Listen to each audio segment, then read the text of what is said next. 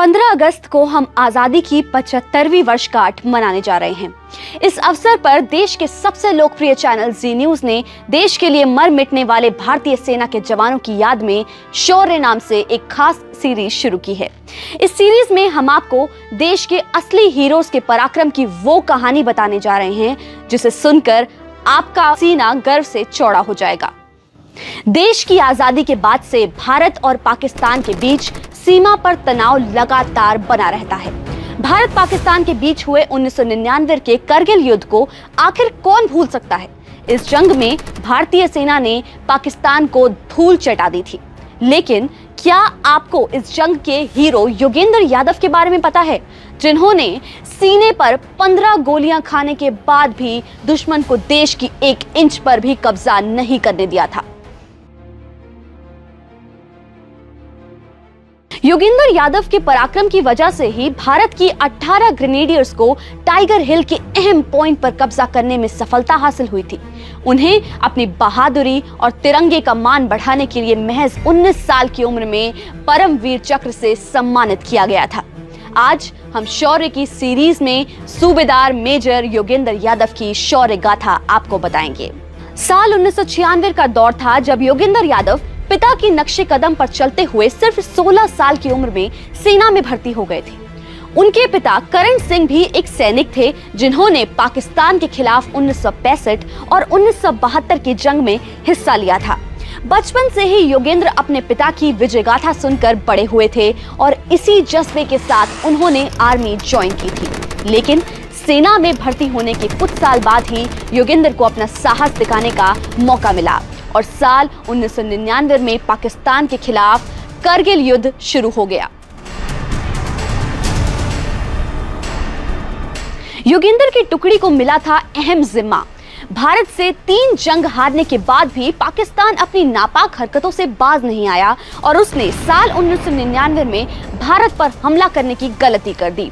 इस जंग में योगेंद्र यादव की 18 ग्रेनेडियर्स रेजिमेंट को टाइगर हिल्स के 3 सबसे अहम पॉइंट्स पर कब्जा करने की जिम्मेदारी सौंपी गई। इसके बाद 4 जुलाई 1999 में योगेंद्र यादव अपनी कमांडो प्लाटून के साथ मिशन पर निकल पड़े।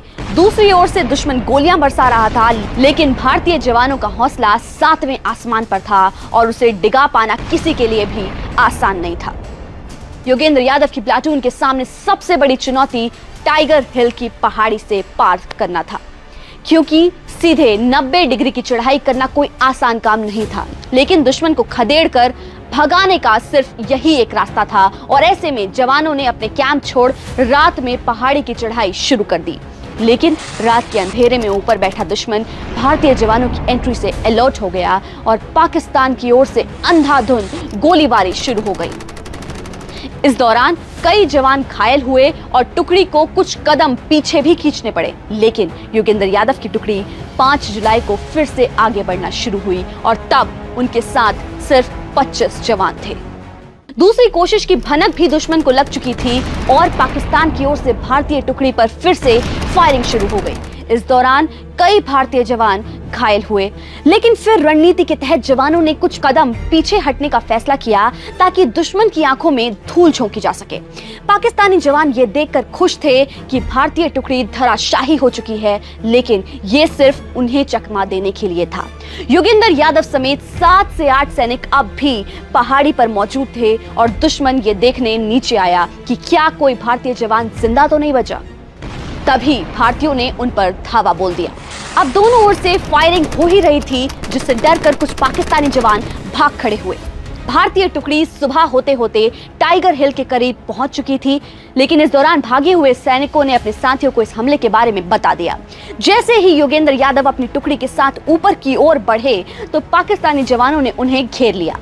दुश्मन की गोलाबारी में उनकी टुकड़ी के कई जवान शहीद हो गए और योगेंद्र यादव को भी 15 गोलियां लगी थी, लेकिन अभी तक वो जिंदा थे। पाकिस्तानी सैनिकों को लगा कि वे मर चुके हैं। इसी बीच पाकिस्तानी सैनिक उनकी ओर बढ़ ही रहे थे कि योगेंद्र ने अपनी पास रखी ग्रेनेड दुश्मन की ओर फेंक दी।